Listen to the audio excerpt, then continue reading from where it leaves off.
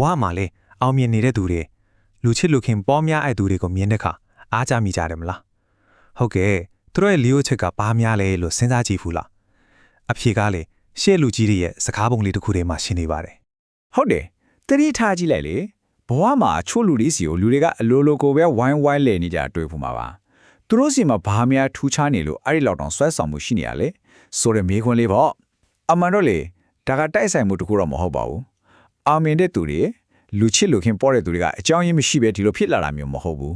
အဲ့ဒီနောက်ကွယ်မှာတဘာဝနေရာမတစ်ခုလိုမျိုးရှိနေတာပါ အဲ့ဒီအဖေကလေဒီမြန်မာစကားပုံလေးထဲမှာပဲရှိနေပါတယ်တစ်တပင်ကောင်းရင်ငှက်တထောင်းသားတဲ့ကြားဖူးကြမှာပေါ့လို့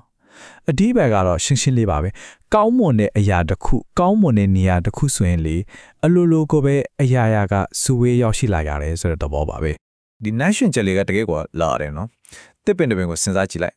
အတီးအပွင့်တွေဝေးစားပဲအရေးကောင်းအဝါသားကောင်းပေးနိုင်တယ်ဆိုရင်ငှက်တွေကအလိုလိုပဲလာနာခိုးချက်မှာပဲလေအဲ့လိုပါပဲလူတယောက်မှရေချင်းကောင်းတွေစစ်ကောင်းလုံးကောင်းတွေရှိနေပြီဆိုရင်တခြားသူတွေကလည်းသူ့အနာမှာနေချင်းခိုးလွန်ချင်းလာကြတာတဘာဝပါပဲဆိုအဓိကအချက်ကရှင်းတော့ပြီပေါ့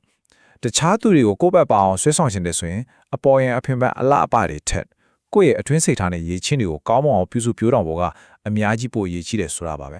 ဒါမှမဟုတ်လေအဓိကမတ်ထားရမှာကကိုတိုင်းသာကောင်းမွန်အောင်စူးစမ်းနေမယ်ဆိုရင်ဂျန်တဲ့အရာအလုံးကကိုနောက်ကိုအလိုလိုလိုက်လာပါလိမ့်မယ် ကဲဒါဆိုရင်တော့ဒီအကြောင်းအရာလေးကိုဒီမေကွန်းလေးနဲ့ပဲအဆုံးပတ်လိုက်ချင်ပါတယ်ဒီနေ့မှာပဲကိုပို့ပြီးကောင်းမွန်တဲ့သူချီအောင်ဖြစ်လာစေမယ့်အရာတစ်ခုခုကိုစပြီးလှောက်ဆောင်ကြည့်လိုက်ကြရင်ဘယ်လိုလဲဗျာ